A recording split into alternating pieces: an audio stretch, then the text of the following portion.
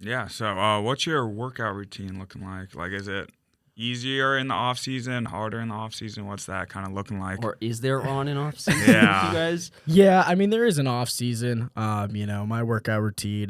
My coach probably isn't gonna like this right now. It's just sitting on the couch and playing NHL. But Hey, At least you're still playing hockey. Yeah. you That's all gotta, that matters. You gotta exercise that biggest brain. yeah, I gotta visualize the game. Yeah. Through the Xbox. But Welcome to Down the Drive. I'm your host, Eli. And I'm your host, Wyatt. Here we will take you behind the curtain with University of Cincinnati sports. From football and basketball To dodgeball and swimming. We've got it all. But first, hey, cats, let's go UC.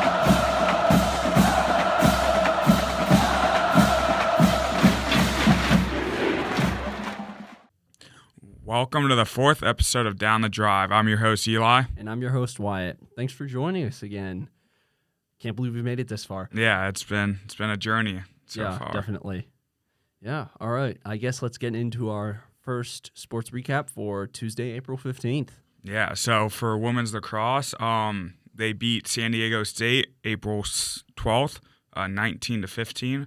They will take on number 4 Florida Saturday the 19th. So Ooh, that's fun. should be good for Yeah. a good win possibly. Is that home? No, it's down in Florida, so I guess Warm. try and make it if you can. yeah, support if you're going to be in that area. I mean, I will be in Key West this weekend. Okay, so So I'll try and see if I can't make the drive up just Yeah. for the women's lacrosse game. Gotta support. And over to men's golf, they are currently in 6th after 36 holes in Mississippi.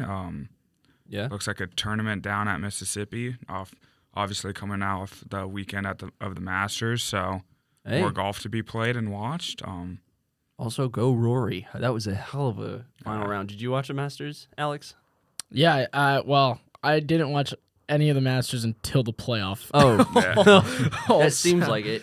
I watched the final round. I caught like some of it or most of it for a lot of it, and then I was at work and things just kept getting down to it, and I was like, huh. I was getting waters, and I was like looking over my shoulder. I was like, huh. Yeah, I happened to be I was busy all weekend, and it happened when I wasn't busy. Oh, perfect. It was the playoff hole. And I was like, oh, perfect timing. Yeah.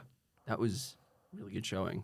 And then And baseball, they beat Arizona State Sunday 9-10 in the 10th inning, walk-off fashion. Pretty Wow. sure it was a bunt laid down to walk it off. a So bunt. yeah, That's so I guess anticlimactic and climactic. I guess. yeah, exactly. Yeah, Was it- very play at the plate too. I saw some Oh, videos of wow. it. So That's awesome. yeah, seemed like it was a good game. And Definitely. then tonight, they take on Xavier at 6:00. So that should be an interesting game. Obviously, Yeah. rival school. How are you feeling? I'm excited doing the replay for that game. So I love doing replays. So it'll be a lot of fun doing Definitely. especially for a rival game against Oh. Xavier. For sure. Oh, it's Xavier. Oh, man. That'll be a good one. I guess go UC. Go Cats. Okay. Yeah. And then I guess to introduce, we have Alex Perez, who is on the UC club hockey team. Thanks for coming on, man. Yeah, thanks for inviting me. I was very stoked when you guys sent the text message. I was like, yeah, I'll for sure do a podcast. I used to have one of my own, the Team 6 show. Oh, I don't do yeah? it anymore. I used to do it with a couple my hockey buddies, but maybe one day we'll bring it back next semester. Hey, maybe. We'll see about that. Definitely. No, yeah, I think I saw that on your Instagram. I was like, "Ooh, Team 6 podcast like that." Yeah, it was kind of short lived. It was a Team 6 show that turned into a Team 1 show. So not to throw them under the bus, but Yeah. No, I get that. I mean, that's a lot of things with projects and everything. They're like, we can make this and this and this, and then you get the ball rolling, and then once the ball gets rolling, it stops rather quickly. I mean, that's kind of everything with film. I mean, especially when you're not like studio backed, things can just peter out real quick. most definitely. Yeah, it was a lot of work, but I really enjoyed it. I want to pick it back up at some point, probably. Like I said, hopefully next semester I'll probably rebrand it. Yeah. Because I know they'll probably want to join for 1 or 2 shows and then be like, yeah, I'm done. Yeah. That seems how So, it goes. The Uno team and guests. The UNO team, yeah. I've thought of ideas, but that's still to be determined. Oh, yeah, for sure. All right. I guess to start off, who's your favorite athlete that you got your eye on right now? Any sport? Or specifically any sport, hockey? Hockey, probably. I mean, that's a good one. You got a lot of expertise in that area. Yeah, hockey, definitely Andrzej Kopitar. Yeah? He's been my favorite player since I was like 10. He's played on the Los Angeles Kings. I mean, he's one of those guys where, obviously if you don't know hockey, you don't really know him, but he does his job and he's very well respected among everyone. What position? He's a center. At one point, Wayne Gretzky, most people know Wayne Gretzky is referred to him as one of the top 3 centers in the league when he was in his prime. Wow. So, and I feel like he's very underrated in that aspect. So Andrzej Kopitar definitely. In terms of just any sport, being a Cincinnati guy, obviously Burrow and Chase and loving Higgins and Of course. Are you a Blue Jackets fan? No, I'm not a Blue Jackets fan. I'm a LA Kings fan, which is surprising. I'm not even from LA, but I like the. No. Are you from Ohio originally, or? Yeah, I'm from Cincinnati. Oh, so, nice. There just wasn't any cool players on the Blue Jackets when I started getting into it. So. Yeah, that makes sense. Yeah. I had some cousins up in Michigan, and I always know of the Detroit Red Wings and everything like that. So it's I don't super follow hockey. I mean, I haven't really done that, a lot of that stuff. I mean, I've tried figure skating and I've failed miserably. Even rollerblading, I've had to have people push me to do competently. How'd you get into was it figure skating first, or was it all at once with hockey, or? Yeah, no. What's funny is when I was in 3rd grade, I roller skated a lot. Didn't even rollerblade. I roller skated a lot. There was this, it was called the Fun Factory. It was probably about 10 minutes from my house, and almost, I wouldn't say every Saturday, but one or twice a week, or no, not a week, a month, I'd probably go there and just roller skate. I'd go with either friends or just my mom or the school. They'd have some outing, and it was super fun. It was a lot of fun. Awesome. But I didn't really get into ice skating until I was 10 years old. And it was funny because I started off in figure skates, and everybody was probably shouldn't do that. So is there a difference? Yeah, so the figure skates, they have a toe pick on the front, so that way they could stop, whereas hockey skates and blades are rounded. You can't pick your toe in the ice and be able to stop, because if you try to do that, you're just gonna fall flat on your face. So yeah, figure skaters have a toe pick on the front, and then hockey skates are rounded, and figure skates are a little bit more. They're a little bit thicker too, and are more rectangular than hockey skates. So. Yeah, it's definitely a weird difference once you get used to one.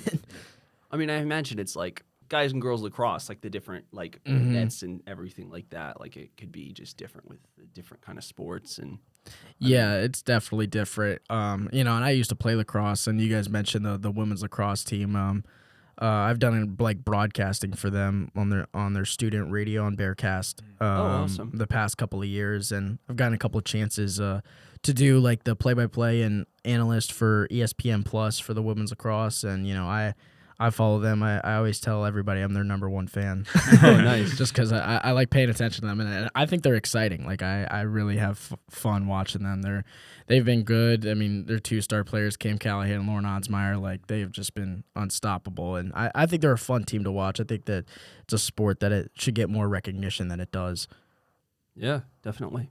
Yeah, so what's your workout routine looking like? Is it easier in the off season, harder in the off season? What's that kind of looking like? Or is there on and off season Yeah. with you guys? Yeah, there is an off season. My workout routine. My coach probably isn't gonna like this right now. It's just sitting on the couch and playing NHL. But Hey, At least you're still playing hockey. Yeah. That's all that matters. You gotta exercise that biggest brain. yeah, I gotta visualize the game. Through the Xbox. But no, the team, guys will work out themselves in the gym in the off season. We don't really have a set time, but this past season, or I should say this off season, we've been trying to get guys going every Thursday and Sunday nights. Not doing too much, but just getting some footwork in.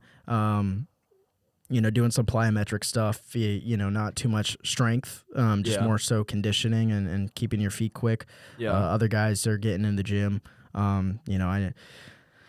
I need to go to a couple more. I've been playing soccer. We played like intramural soccer awesome. like too Nice.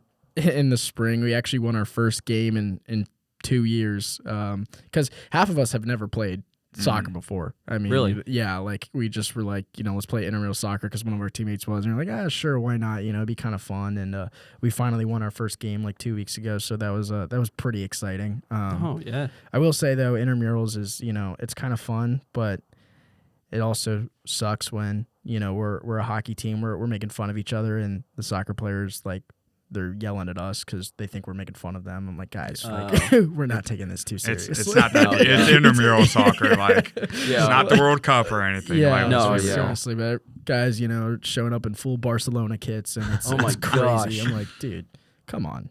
Hey, I guess to each their own. Yeah, so, but yeah, not too much of a workout routine. Just trying to go to the gym when I can, and just trying to stay on the ice as much as possible. I know a couple guys, they've been skating every Tuesday. Just like in this little fun spring league that we have. So, just trying to stay on the ice. Nothing necessarily coordinated by the whole team, but guys do to each in their own whenever they can. Yeah. What's the farthest you traveled by like bus or like plane? And I guess with that, like any crazy travel stories? Yeah. I mean, there's always crazy travel stories. Seemingly. I think the farthest I've traveled by bus is to Boston. Really? I used to play in Columbus a couple of years ago, and we had a showcase in Boston, so we traveled. It was probably a 12 to 13 hour bus ride from Columbus. It might have been a little bit longer, but I honestly don't mind the long bus rides. I thrive for them. Like if we had a bus trip and it was, we had to take a bus to LA or San Francisco, I'm all for it. I would rather do that than the plane, to be honest, just cuz I don't know, like it's something about just like being on the bus and just like not really having to worry about anything for the next 24 36 hours, however long that trip is. So Yeah. that's why I love it. Some guys will do homework, other guys we'll play Move play around. card games on our phone, do crazy eights, sometimes we'll play poker, just mess with each other. Nice. Just sometimes we'll sing on the bus. Every time that I've had long bus rides, it seemingly always just summons the movie Space Jam. I don't know. Like for class trips or anything, it always seems to just pull that in like a black hole. It somehow gets involved. Yeah, most definitely. There's a lot of good movies that we usually put on. Sometimes we'll put on funny, sometimes we'll put on drama, whatever the mood is. Watch Miracle. Titanic and watch the entire. Oh, Miracle would be good. Yeah. Watch you all cry. Yeah, Miracle is good for the motivation. Oh, definitely. But yeah, and two, while I've been at UC, we took a trip to North Dakota my freshman year. I believe it was my freshman year. Wow. Well, we're in North Dakota. It was Bismarck, North Dakota. So Fun. Okay. Oh, isn't that the capital of North Dakota? yeah, I'm Isn't pretty that sure. like one I of the don't- locations in Miracle? Yeah. Or something. I don't know. I It's honestly like, don't know that. I've just gotten like a flashback to like 4th or 5th grade where they did like pun cards of like North Dakota and like the state capitals, and you had to like, it was like a clue and Remember you had to 'em. figure it out. And I was, for some reason, Bismarck just kind of stuck its way in there. That's the only way I know it. Thank you, I guess, Mrs. Stanton from Barrow Elementary. Yeah, dude, Bismarck was it was funny. It was in the middle of January too. So it was freezing. Yeah. But the thing is we didn't fly directly into Bismarck. We flew from here to Chicago, then to Minneapolis, and then we took a 6-hour van ride, not even bus ride. We had to get like 4 separate vans and drive 6 hours to Bismarck. I don't think we got in until 2 or 3 in the morning. It Holy was so smokes. late. Yeah. It was pitch black on that road. I mean, the speed limit, like you're out in the middle of nowhere when the speed limit's 80 miles per hour. Oh my Like, gosh, Damn. really? Yeah, Wow, it was. How many guys insane. were on that trip? I want to say it was probably 25 players, and then maybe a little less, and then with like all the coaching and like personnel staff, probably 30. Wow. So we had like 30 people, and 2 the coaches had to drive, and That's crazy. yeah, it was a trip, but it was fun. We played the reigning champ of our division. Oh, wow. Of Division 2 the year before. So it was a good match. We lost both games, but the first game was 6-5. It literally came down to the last minute, but they packed the stands. Oh, really? Their arena is so nice. I'm not surprised. That's the only thing to do up in North Dakota. Yeah, I guess, right. To watch some hockey. Yeah, exactly. So that was a fun trip. We took a trip to Canada last year during the middle. I don't know if you guys remember, there was a huge snowstorm. When was this? This was last year. There was a huge snowstorm, and we were supposed to leave at 10 in the morning, and then we had to push it back to 5 p.m. because of all the snow. So yeah, that was interesting. Every bus ride is different, but yeah. Eli might be able to tell you about that snowstorm. I was at a different school down in Georgia. Oh, really? Yeah. Did you transfer to Cincinnati? Yes. I think I've addressed this on every single podcast, and I'm pretty sure everybody else is sick of it, but I love telling this. I love talking about myself. No, I was at SCAD in Savannah, Georgia, and yeah, we got Is that a week. Is that art design? Yeah. I think I actually worked with someone that went to that school 5 or 6 years ago. Oh, it's really cool. I mean, it's interesting. It's not it's not UC. It's very spread out. It's very different.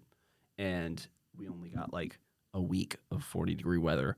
And then it was be able to wear my full wardrobe and not sweat is very nice. Yeah.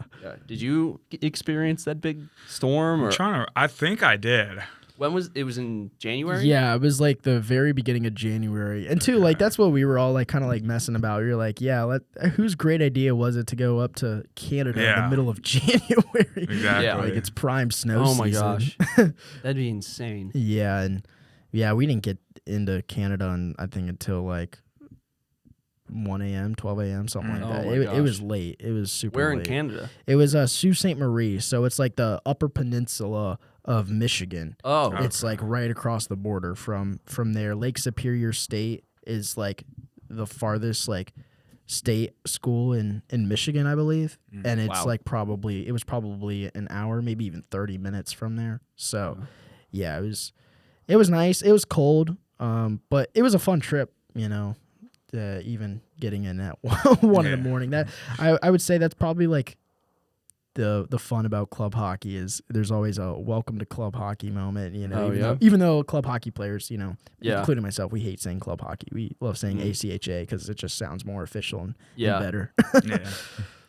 Yeah, that just takes me back to dodgeball, the American Dodgeball Association of America. Yeah. ESPN 8 Ocho.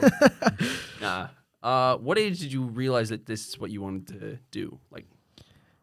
Yeah, 10 years old. Well, actually 8 years old. Really? 8 years old is when I really, I would say wanted to play hockey. Because I know hockey's not the biggest sport in Ohio. It's definitely on the fringe a little bit. Yeah. It's. I would say it's slowly growing. I'd say it's probably a little bit ups and downs. Sometimes it'll get bigger and sometimes it won't. It really just depends. But 8 years old is definitely when I started watching hockey and really wanted to get into it. I didn't start skating until I was 10 and played I was 11. But most people I'd say at University of Cincinnati don't even know we have a hockey team. But I didn't even know we actually had a hockey team until 5 months before I came here. Deepak Kular, he's our director of hockey operations, so he he does a lot of the back office stuff, make sure everything is in line. He's one of the reasons that this program has gotten so big and it has grown so much over the past couple of years. Yeah, because you guys are the largest club sport at Cincy, right? Yeah, most definitely. Not in terms of numbers, but in terms of attendance and the fan engagement. I mean, I think we have more followers than some of the Go Bearcats page. I think we have 5,500 followers on Instagram. I mean, you could double check me right now on that. I think it's somewhere around that number, but we've definitely grown a lot.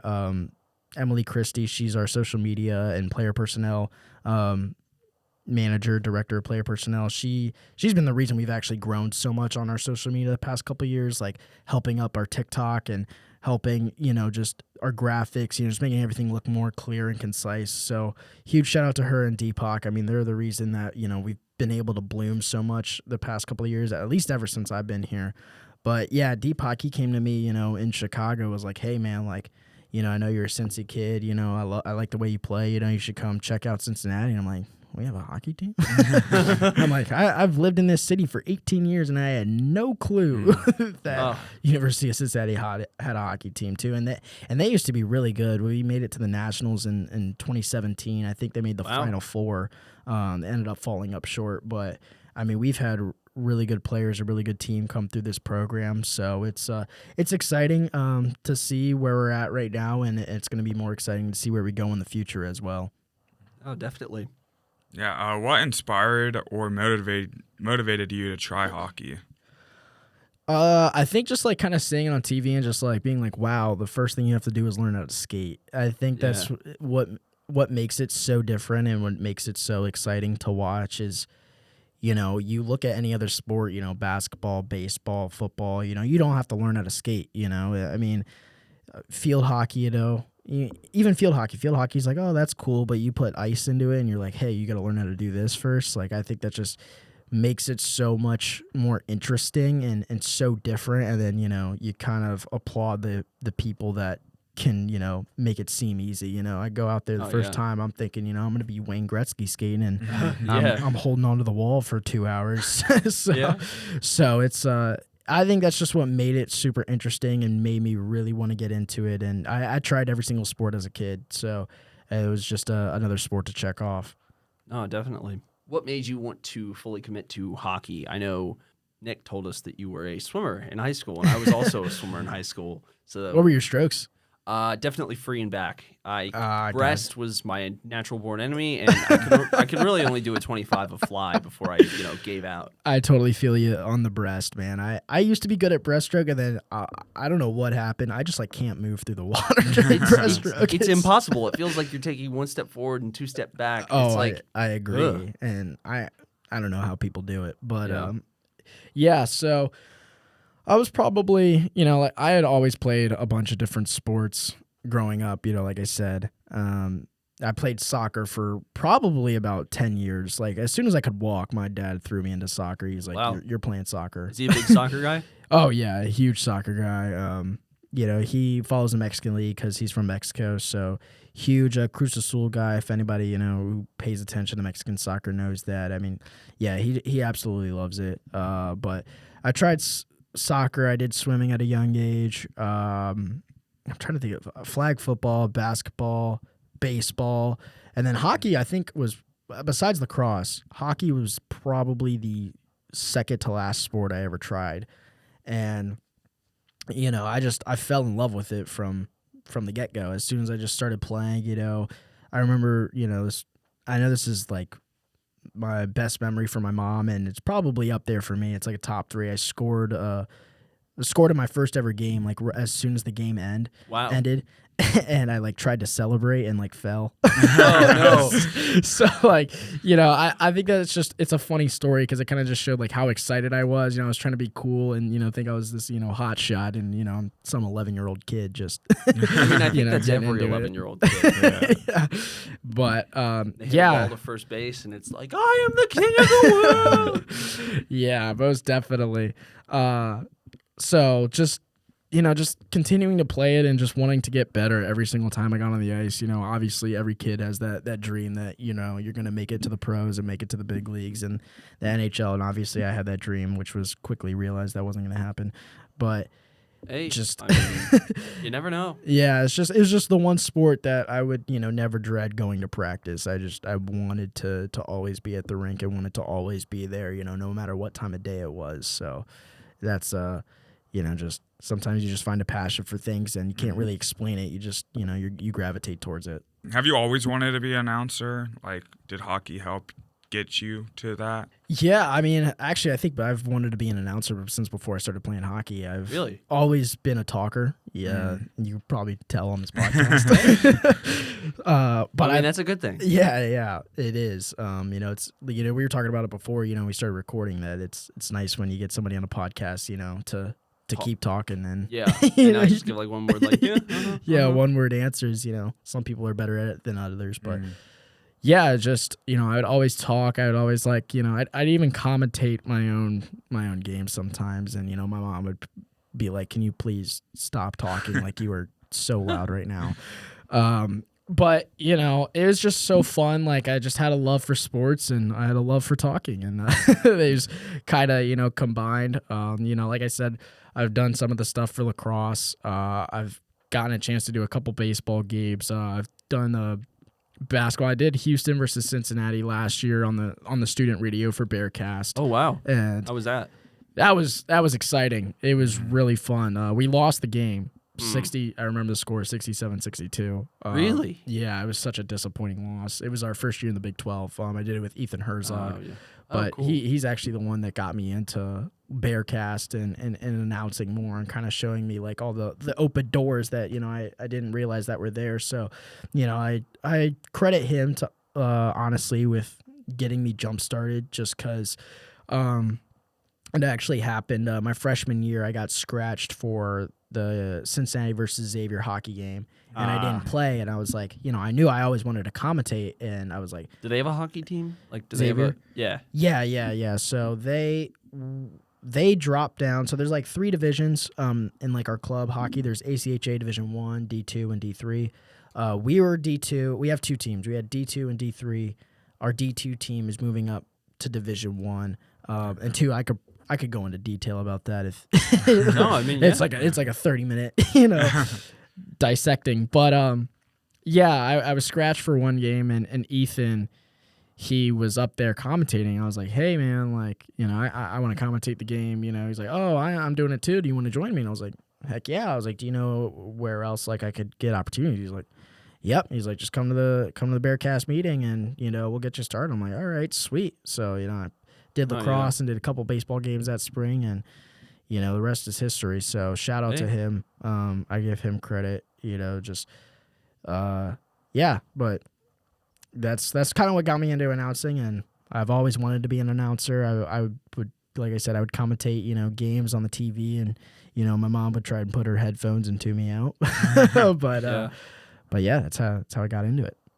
Yeah. Do you feel you would want to call hockey games, or do you feel like you would have like another sport in mind, or? Oh yeah, most definitely hockey. Like hockey's so exciting. If you guys watch hockey, Doc Emmerich, he was a big time commentator for them. I mean, he's I remember in an interview somebody said that like he could take a turtle race and turn it into the most exciting event ever. I mean, he just has that passion for the game. Kind of like a Jim Nance or an Ian Eagle. They are, guys like that. They're cool. And I wish Doc too, like, even though he was so hockey, I wish that he called other sports so that way people knew him more. Just because like I think he is the best commentator in the industry. He retired a couple of years ago, but I think he was one of the best commentators in the industry just because he had so much passion and so much excitement. So, obviously hockey's my number one sport that I would love to commentate, but, I've played almost every sport under the sun, so I would be fine commentating any other one because, I have a general knowledge of every single sport. So I think, wherever your opportunity arises is where I'd want to go for sure. No, definitely. Yeah. Was there a big difference in competitiveness between high school and club hockey? Yeah. And I guess even with that, like the divisions of like ACHA. Yeah, no, definitely. High school hockey too. It's so different where you play it at. Yeah. In Ohio, you played in Ohio. The best way to make it simple and kind of, I guess like easier to understand is that it's like almost JV football. Yeah. High school hockey in Ohio is about like JV football. You look at high school hockey in Minnesota, you're talking varsity football like Moeller and St. X in the state championship. Like it's such a different like range of it's just where of hockey's competition big and not. Yeah. I mean, hockey in Ohio is just not as big. I mean, you do get some good players out of Ohio. I mean, that not to discredit anybody that still plays high school hockey. I mean, there's still some good competition. But if you're playing high school hockey in Ohio, like really the farthest you're making it is NCAA Division III, and I'd say it's probably less than 1% of players that are making it that far. So, and, club, it's definitely a lot more competitive because you get guys that have played, at a higher high school level or have played, juniors, which is, kind of similar to JUCO in baseball where you can go there before you go to actual college. So ACHA, it is very competitive. And, that kind of, leads into that answering the next question. The different divisions of ACHA, NCAA Division III and ACHA Division I are pretty equal in their competitiveness level. The biggest thing is that NCAA D3, there are a bunch of schools that are super small and they're usually fully funded, but they're in small areas, in the middle of nowhere and in Indiana, Ohio, New York, Pennsylvania, just small schools that you've never even heard of. ACHA Division I, the thing with that is they're not always fully funded. Some schools are fully funded, but like... Is UC? No, UC is not. So we have to pay to play. So we pay about $2,500 in fees. But we do per get... person? Yeah, per person. It's a little steep, but honestly, for hockey, that's kind of cheap. I mean, yeah, probably with all the gear and everything, and exactly. So, we're not fully funded, but that's what makes ACHA Division I cool is that you can go to a big school, kind of have that big school feel, and still get very competitive hockey. Like there's ACHA Division I. Will be next year at Cincinnati. Louisville, Kentucky, they're bumping up to ACHA Division I. Ohio University, they're bumping up, or they actually have two teams, D1 and D2. So, it kind of gives you a better college experience, because, guys who go NCAA Division III, you have to absolutely love it and have to understand that you're not going to get the quote-unquote college experience you want. And that's why most people drop out of NCAA Division III. Really? Yeah. So, and that's true for almost all sports. Yeah, I guess so. But yeah, so D1 is pretty competitive. D2 is just as competitive. And D3 is, you're still playing club hockey. It's still competitive, but it's not taken as seriously as some of the others. Some schools can have all three divisions or two divisions. It really depends on the kind of pool that you get and how many hockey players you really get to your school. For example, like OU, the reason they have two different teams is because they can get like 80, 90 guys to come to their tryouts. Same with Miami. They have two teams that can come to their tryouts. And, it's just really competitive. It's a lot of fun, and even I'm still like learning like all of it because 2 years ago I didn't even know what ACHA was, and now, we're moving up to D1 and it's a whole big thing, at least for us. So it's exciting. It's a lot to go through, but, it still is really competitive. I mean, even at the ACHA D2 level, it's kind of like, I'm trying to think of like, it's like the best JV team could be the worst varsity team. Like there is that level of parity where like there's not like, a cutoff line like, oh, they're for sure Division I or oh, they're for sure Division II. Like there is a lot of parity that happens, 99% of the time the better team is going to win, but sometimes, things, happen and upsets happen.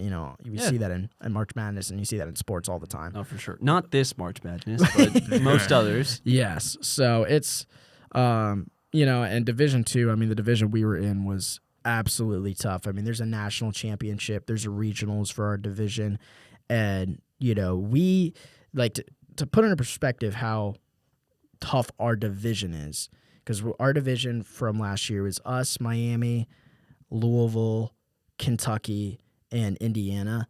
Oh, wow. Miami and Indiana were the two finalists for the national championship the year before. Wow. And we played in a division with those four. We didn't even make it into our own divisional playoffs, but we made it into the regional playoffs, which is kind of tells you like how tough it is, like just to get out of your own division. Because what happens for regionals is that your top 14 teams, there's like a ranking, kind of like an AP poll. Yeah. There's a ranking, and your top 14 teams make it to the to the regionals, like they get an automatic bid, and like Miami, Louisville, Indiana, and Kentucky, they were all ranked in the top 10 for regionals, and we were ranked 13th. Like, and it was just so hard to get out of it. Like Miami of Ohio? Yeah, Miami of Ohio. So, Man. yeah, so for Division II, it's kind of nice because all of our drives are 3 to 4 hours long, and we usually take like a bigger trip somewhere. Yeah. But next year for D1, probably have to travel a little bit more farther. I know next year we're going to Alabama, so wow. that will be Like that'll be cool. Alabama? Yeah, Alabama Crimson Tide. So Yeah. that will be an exciting trip. So a couple more of those trips just for 2-game series and not like a whole weekend. But Wow, that'll be awesome. yeah, so it is competitive. Definitely. It's super competitive. Oh, I can imagine. Yeah, it's time for a flag on a play. And just in, Jizzle James is announcing he will return to Cincinnati next year, which is huge for the Bearcats. Thank God. As we mentioned last episode, a lot of people entering the transfer portal. Jizzle said he is not one of them, so he will be back next year. Oh, my gosh. I was surprised to see Josh Reed to leave. Yeah. Yeah. I was very shocked by that. Yeah? Yeah, I don't know why. Like I thought with how he was improving his game, he definitely would have stayed. Yeah. Yeah. But not to throw anybody under the bus, but when you got a lot of players leaving, there's Yeah. some questions to look at. Something higher up needs to change. I think our thematic question these past couple of podcasts is, what do you think about Wes Miller? Yeah. And I think the main thing is just the buyout and everything and that happening, but I don't know what's your opinion on that. Yeah, I mean, I think he's a good coach. I don't think he has the right guys and the right role players that fit his style of coaching, which shows why so many guys leave.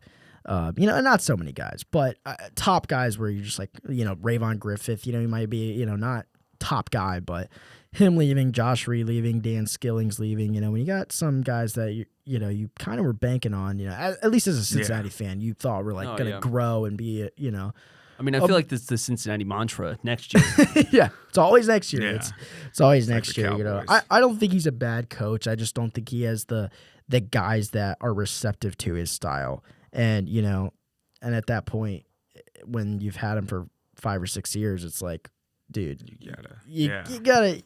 It's either you gotta find guys that are receptive to your style, or you gotta move on to a new coach. And not to blame Wes Miller or anything, but it's just sometimes things just don't click, and it happens all the time in the real world. I'm not going to sit here and bash him and say he's the worst coach ever, but but it's also it's a two-way street. Yeah, I feel like that's the ballot. That's like the thing for Ohio. Yeah, and I mean, I think Wes Miller can definitely get. I mean, what do you think? Yeah, no, I mean, he recruits well. Like we got a 5-star talent coming in for I don't know the name, but he was like a McDonald's All-American, which is like really hard to get. Like McDonald's? Yeah, like there's like a McDonald's Classic every year with like the top athletes. Oh wow. So he played in that, but like I mean he recruits well. It's just it doesn't really transfer to the court. Yeah, which is what we've seen a lot. It doesn't transfer to the court, and so they transfer out. Yeah, exactly. No, that's what it is. Exactly. Well spoken. Well said. No, yeah, I don't super follow the basketball. I mean, I went to a couple of games. One of the games we won, and then one was just a bad showing. I think it was the last home game of the year, where the Kansas State game. Yeah, Kansas State, and that was bad. I texted my dad. I was like, I'm going to the game, and he was like, why didn't you call me? And then they got their ass handed to them on a silver platter, and my dad was like, yeah, I'm glad I didn't go. Yeah. Yeah. I mean, Wes Miller, if this somehow gets to your ears, I apologize for all these derogatory things said your way. I mean, hey, if you want to come on the podcast, explain yourself a bit to us. Oh yeah. I mean, he's heard it so many times. I mean, he knows the word. I mean, when you are a coach, what's said about you, but when you're a coach in Cincinnati, you definitely know. There is no escaping it. Like, you hear it on the streets, man. Yeah. It's, look at Satterfield, for example. We Oh had my a losing gosh. record his first year, and everyone wanted him gone. Like, Yeah, and I mean, did we end up having a winning record this we year? haven't had a vote. No. Yeah, I mean, it was literally the first game after we won, or no, we lost that one. The pit game. The pit Oh, game. yeah. The pit Yeah, game. Everyone that was calling for terrible. his head. Yeah. Yeah. Dude, Everybody calls for his head, whether or not he's winning or losing. I feel That like is true. Yeah. every I mean, even if there's a bad play and it's not his fault, like it's a player's fault, they're like, fire Sam! Yes. No, definitely. And dude, I remember that game too because I was doing like camera work, video board stuff for the awesome. football team, and I remember they kicked a field goal going into halftime. It was 27-6, and this Pitt guy, I remember him just going, yeah, we're gonna win the game." That gave us momentum, and I was like, no, we're not. And for sure, 30 minutes later, they win 28-27. I'm like, wow, that was an insane call. I was Were like, you on the sideline for that? No, I was like up in the control room doing like their video board stuff. Oh, that's awesome. So yeah. Actually, wait a minute. That might have been the game I was on the sideline for. No. Yeah. But I can't remember. The games all blend together. But Yeah. I know I'm yes. taking one of those classes next semester. Mhm. The Intro to Sports. Media production. Yep. Yeah, and I'm gonna shout that out right now on the podcast. I took that class a couple years ago. If you have not taken that class and you sports broadcasting or live sports is something you're interested in, I recommend taking that class. It is so much fun. For sure. It is just you don't feel like you're it's technically a co-op job. Mm-hmm. Yeah. It does not feel like you're working at all. Like you are not doing. You're watching the fun. game through the camera. Yeah. Yeah, you're having yeah. fun. Like you're adding to the story. It is the most fun I have ever had. It's the best class here to take at UC in my opinion. So Awesome. It's really fun. Thanks for that glowing recommendation. I will definitely jump on that. Most definitely. Yeah, I took it the fall semester, so did some soccer. Didn't get to do any football games, but soccer and basketball games were my main ones. No, for Yeah. sure. I know football is probably the biggest one, and that's definitely something I would be interested in. Yeah. Last year, about like almost a year ago, I was at RBC Heritage on that Sunday. It was I was on work on that Saturday, and I looked up at the TV, and RBC Heritage was going on in Hilton Head, and I was in Savannah, and I was like, screw it. I don't have work tomorrow. I'll just go.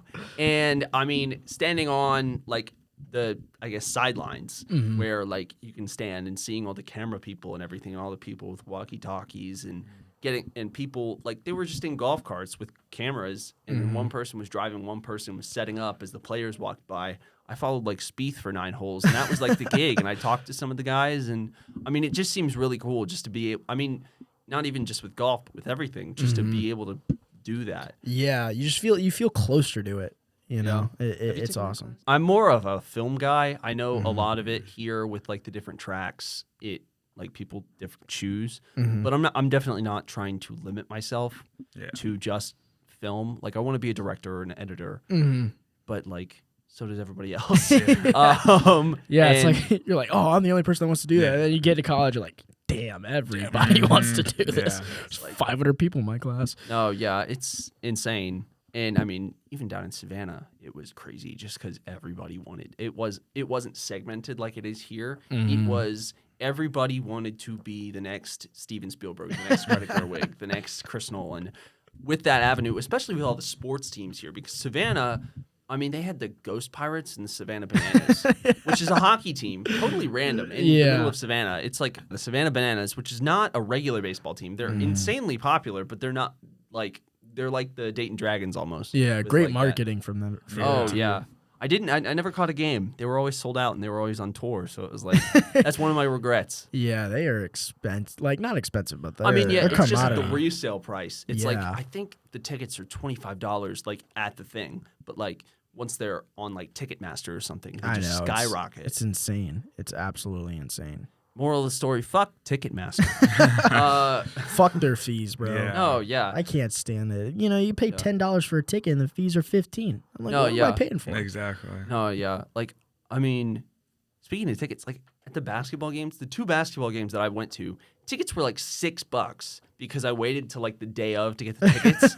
It's like fantastic. I mean, StubHub for that, like that, they were great. I mean, the fees were only like $2-3 Yeah. on like those tickets, and I mean, I'm sure it's like a percentage thing or whatever, especially because they were so cheap. Yeah. But no, it was really cool. I mean, they were kind of nosebleeds, but you can snake your way down there. Not everybody's at the basketball game. Yeah, exactly. Especially towards the end of the season. No, for sure. Do you feel the difference of being in a club sport rather than fully affiliated with UC? Oh yeah, definitely. I think I don't want to sound disrespectful. No. Not to you guys, but to the school, I feel like we get disrespected and written off. Not and by the people in general because we're club, quote unquote club. And I think our guys and other ACHA D1 teams, they put in the work just as much as Division I athletes and people that are on full rides and full scholarships, and I think too that they do a little bit more than just work out and just do their sport. They obviously we're all student athletes, we all go to class, we all have our stuff that we have to take care of, but we have to some of us have jobs and some of us have to time manage our jobs with and you guys aren't getting full rides with that where you're basically getting paid, you're paying for it.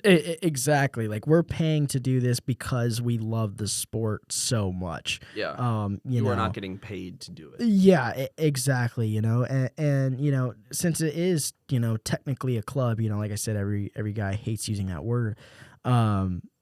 We have to kind of run it. Like we can't just have like the school schedule our games, schedule our buses. We don't have like someone hired to do that, for every other sport. Like we as the students do that. Or I have to send in bus requests. I have to get, the travel logistics. We have to call the hotels. We have to, make sure everything's in line. We have to book the ice. So I think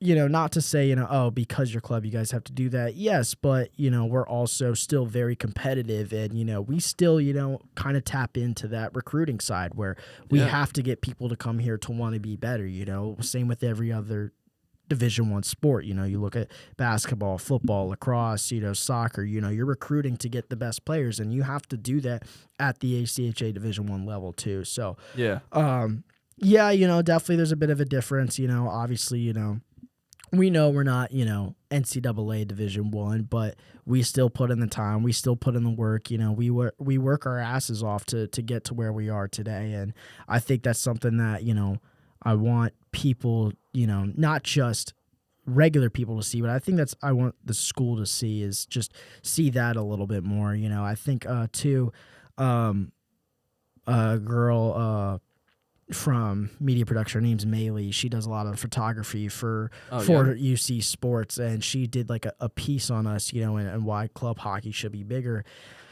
And and she, we kind of touch on it too in that video. If shout out to her, she did a great job with her project. She wrote up an article about it, did a whole YouTube video about it. She did phenomenal work. And two, I always like to give credit to people that have grown the sport without us asking them to, and grown our program without us asking them to, just because it shows that people do care. Against, Xavier last year when we played them at our home rink, Queen City Sportsplex, the whole fans was filled. We got probably 300 to 400 kids, to the games. And on average, I say we probably get 50 to 100.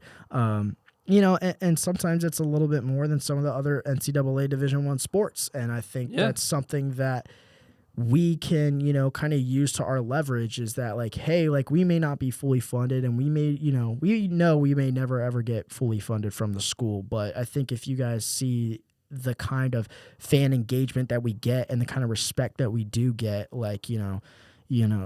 should, pocket us a little bit more money, but, but not even that, just a respecting and just kind of show that kind of promote that too in your spiel for Cincinnati. I mean, we got awesome football games. We got awesome basketball games. If we bring the ruckus to the hockey game every single time, more people will want to show up for it. Mm-hmm. I mean, a perfect example of this too, a lot of people use the excuse, it's far from campus, it's late at night.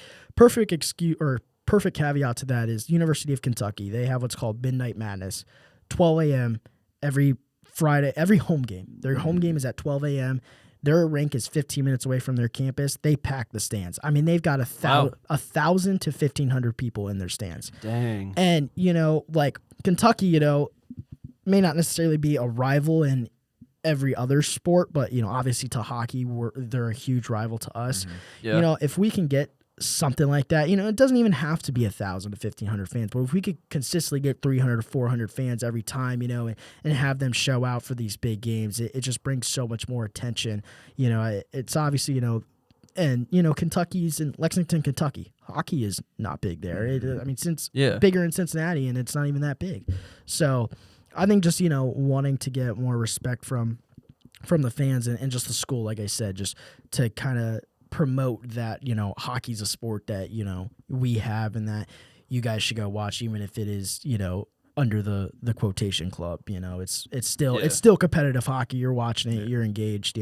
There's still stuff that happens that requires fans to be there, and it makes it fun. It makes it fun for us. It makes it fun for the fans. It's a overall better experience for everyone. No, definitely. And I definitely feel you on the respect part of it, like with the club thing.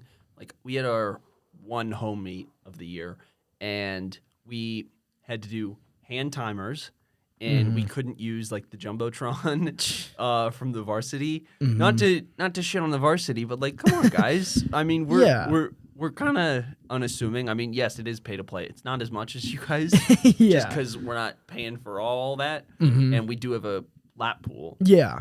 But it is.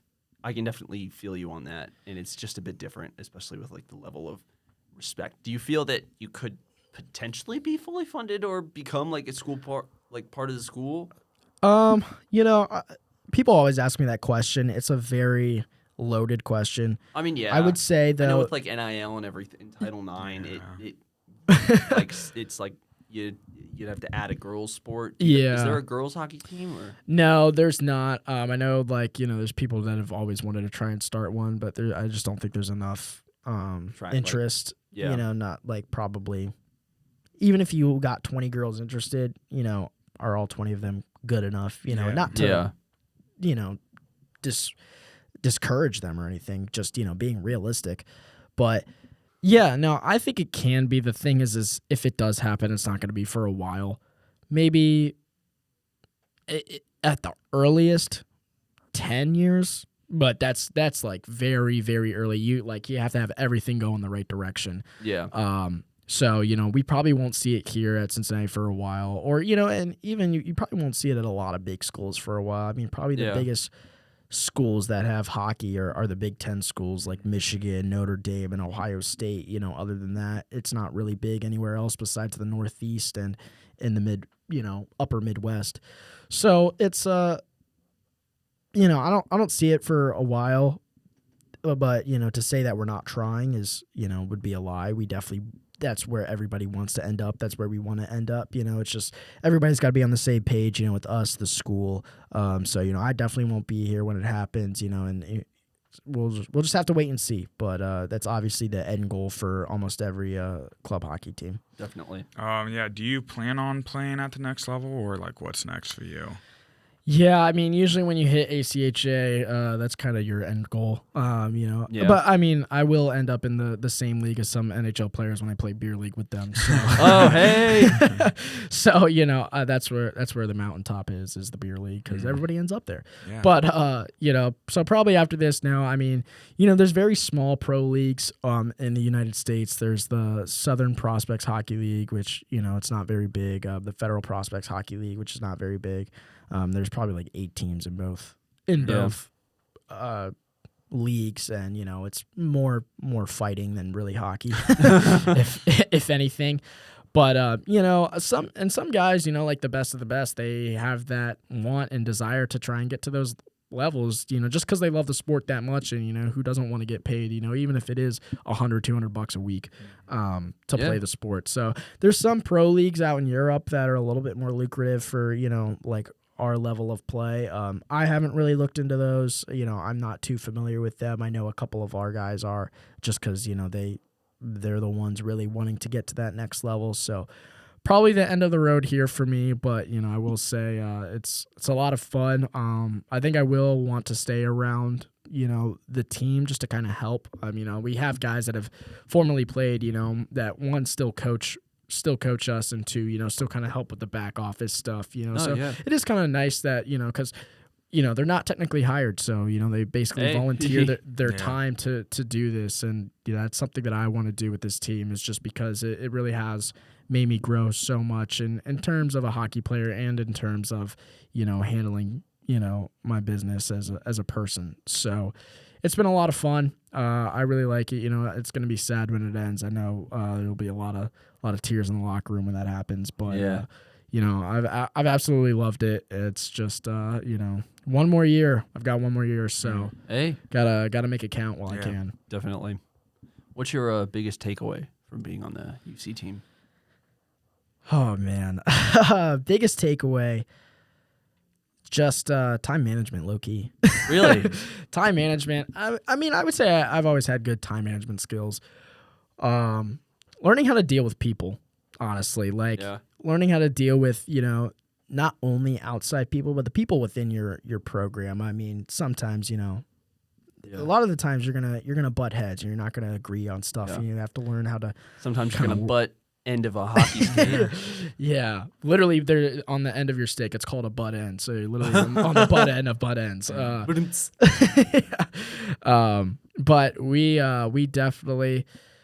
Sometimes we butt heads, and sometimes, you don't always get along, and, I'm the president of the team. So, sometimes I have to tell guys to do stuff that they don't necessarily want to do. And obviously that's, I have to, understand that, they're probably not going to like me for the next 24 hours because I'm making them do something. But, at the end of the day, I think, everybody knows that we're on the same team. We're on the same page. There's a good vibe in the locker room, guys hanging out, more and more as the season goes on. I think too in the off season, we like to, guys hang out even more just because we have more time.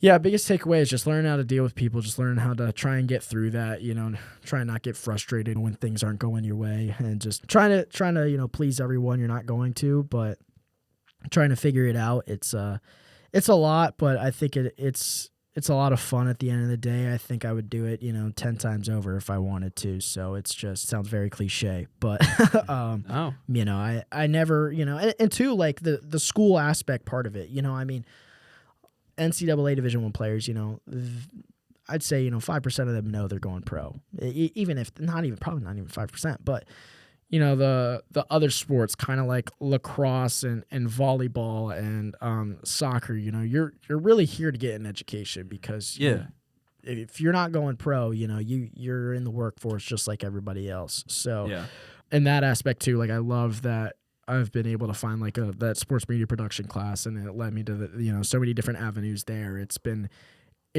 really enjoyable, and I've really loved it. I think I always say this, I'm from Cincinnati, so I would have had a lot more fun if I wasn't from Cincinnati in Cincy, just because I already knew the city and already knew everything.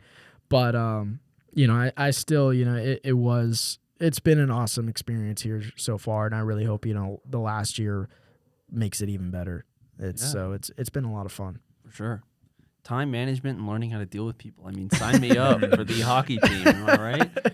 Yeah, I mean, and too, that's the thing is, you see all these people, kind of going to your aspect, you like film a lot, and you see all these people that love doing like film and video for sports, and if that's something that's interesting to you, you can always, reach out to me or reach out to the hockey team, like, hey, like, can I come to a game and like, just film it or just, take photos, and we're always going to be like, yes, like, we don't have as much restriction as we do on those basketball, those football, those soccer sports where you have to have a credential to be in there. Like, you can just come. Like, I mean, I know I don't care. Most of our personnel don't care. Like, we're here to grow, not just us, but everybody else too. Like, really wanting to get fan and community engagement, and, sometimes there'll be 4 or 5 photographers there just getting different photos of, from every different angles. We may never see them, but, that helps them too with their craft. So, if you ever want, to do that, shoot me a text. I'll always be happy to let you do that, because,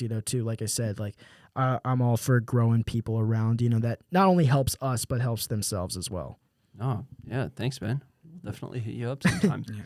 Yeah, so that's all the time we have today. Thank you, Alex, for coming on the show. It was very insightful, learning more about our club hockey team, and hopefully it grows bigger and you guys earn that respect you were talking about. Yeah, definitely. Thank you, guys. I really appreciate it. It was fun talking with you guys. It's fun getting to, give a little bit more information on everything else. So, but thank you, Eli. Thank you, Wyatt. Really appreciate having you guys having me on. Of course, man. That's the goal of the podcast. Yep. A little closer look, Yeah. All right. And I guess all there is Hey, cats, let's go UC.